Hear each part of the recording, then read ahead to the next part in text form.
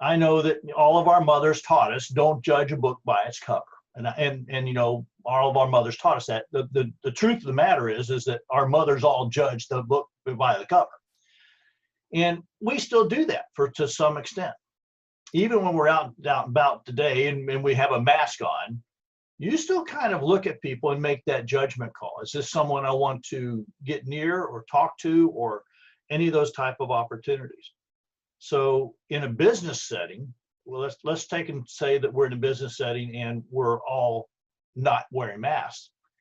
It is really how we present ourselves before we get to speak that the person that we're going to work with actually makes a decision. Do I want to talk to them or do I want to listen? That in itself is something we need to have a little short discussion on. I know that many of us grew up in a time where, you know, dress for success was a big part of our bringing up into the corporate world or into any kind of the publication of being out with the public. And the dress for success has kind of gotten lost a little bit. But what I have found is, even when we're videotaping, I have found that dress for success is really still a big part of how people make that judgment of, do I want to listen or not? I ran a big company back in the day. I posted a big full-length mirror on the door, by the door, whereas the exit door. And I just asked everybody to look at themselves to see if they would want to talk to themselves. And it was amazing to me how it changed how people reacted, how they spoke, how they dressed, all those different parts and pieces. And for men who, like me, maybe don't like to shine my cowboy boots, it really meant I really looked all over and said, am I ready to go? And the 30-second introduction is all about that. Am I ready to go? And having that ready to really lay down. The first thing that you really want to tell people is what your name is. And you're going to want to say it in a way as, hi, I'm Dick Powell. And let them know that you're a friendly person. That smile on your face really will send that your name means I am a friendly person, I'm approachable. Okay? The next part is tell them the name of your business. Earth, Wind, Fire, Water Training Development. All right, so what's the name of your business? And the name of your business needs to be, or I hope it is, that little bit of a catch thing that people say, well, what the heck is Earth, Wind, Fire, Water? You know, I mean, find something that says to them, they want to ask you a question. And that's the biggest part of this 30-second, is to encourage them to ask you more questions. Okay? So you got your name, you got the name of your business. Now the next part is probably, well, it's really important. It's what makes you unique. What makes you different? What are you doing? What's your business do? And again, you want to give them a little bit of information, but you're trying to encourage them to ask more questions. And so that question is, so when you wrote this down, you wrote down your 30 seconds and you practiced them. Did you practice it on somebody? Did they ask you a question like, what the heck's that mean? But that's the important part. If you can get them to ask questions, you have won. You've like rung the bell. So you've got your name, got your company or business, you've got what makes you unique. Follow up with your name. Okay. The last part of this is a tagline. Now, many companies have taglines. Ours here, the Leadership Wranglers, ride hard, ride fast. We've used it for years. We have since changed our tagline here lately. And that is not a terrible thing for you to do, depending on your audience. Know where you're at. If you're at a chamber meeting and you're going around the group and there's 30 or 40 of you, the 30-second is a big piece to take and lay out, to let someone I want to go talk to them. I want to take and touch base with them. I want to take and share with them. And that's what it's about.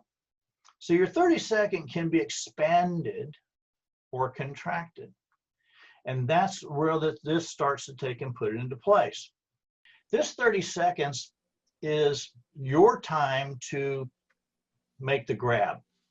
Now, the person you're talking to or you're meeting, they're going to do their own.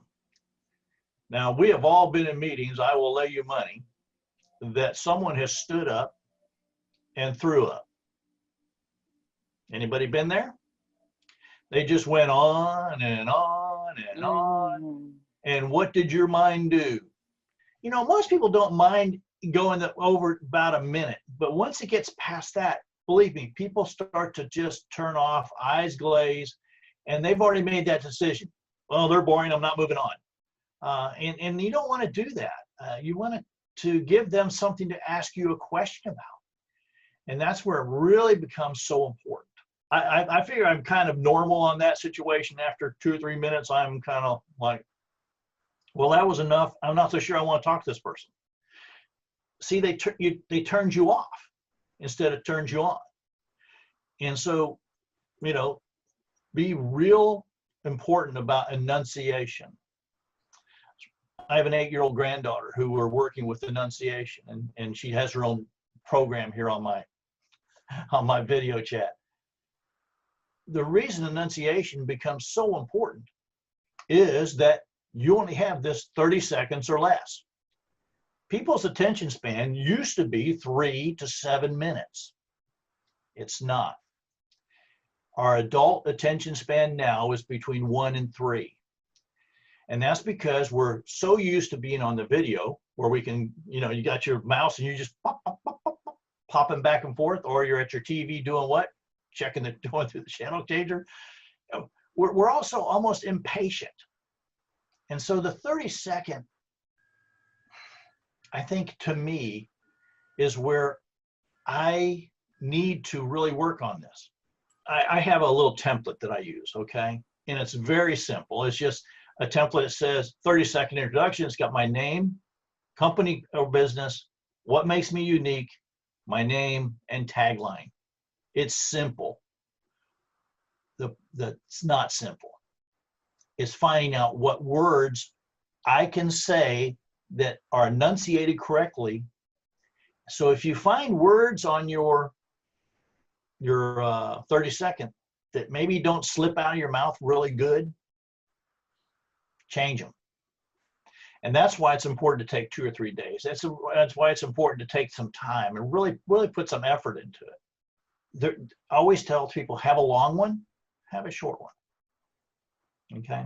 Because if you can catch their mind a little bit and they want to talk to you later, they're going to want to know more. And that's what we're there for. I'm going to be very honest with you, because I'm not as sharp as I used to be. I use 3x5 cards. Now, because I am older, I keep several 3x5 cards in my top pocket, and even when I'm at church and I'm working with the kids, whatever I'm doing, I have those in my pocket. That's a wonderful way to listen to other people describe who you are and what you do. An opportunity might be for you is to sit and interview someone and ask them quite frankly, what do you think I do? How do I come off? Am I presenting myself in a way that makes you want to talk to me? Ask them those kind of questions, because that'll help you put together this 30-second opportunity. Now, I'm going to encourage you all to write this stuff down and put it on a 3x5 card or something. Believe it or not, I have mine on my screen over here. So as we're working from home, this becomes more and more important, especially our 30-second. I believe our 30 seconds are more important now than they ever have been. This is where, because really, if I want to get back to you, I'm going to get back to you in that little bit of a time. I'm going to take and jot down your name to get back to them, or I'm going to take and, you know, make a note. So keeping something open so you're making notes is going to be very important. Also how you present yourself. And we know in business that we know, like, and trust, correct? So building that trust in 30 seconds is pretty hard to do. I believe the reason the Leadership Wrangler has been so effective is that everybody loves cowboys. And, you know, and that's just a fact. So that trust value was built very quickly. So when they come into my office or here, you know, there's cowboy hats all up on the top, there's spurs hanging back, there's a lariat, and that's really who I am. Be who you really are, and don't try to be anybody that you're not. People see through that very quickly, and that's why the dress for success really starts to take on a different manner. If I stood up, you'd see my big belt buckle and cowboy boots and, you know, blue jeans. You know, I mean, I wear Wrangler pants because I'm sponsored by Wrangler jeans. I wear Wrangler shirts because I'm sponsored by Wrangler, you know, clothing company. Leadership Wrangler, what is your world and who you sponsored by? It really will make a difference. I'm a best-selling author. So sometimes in some worlds, I speak about being a best-selling author. Other times I'm talking about being a consultant.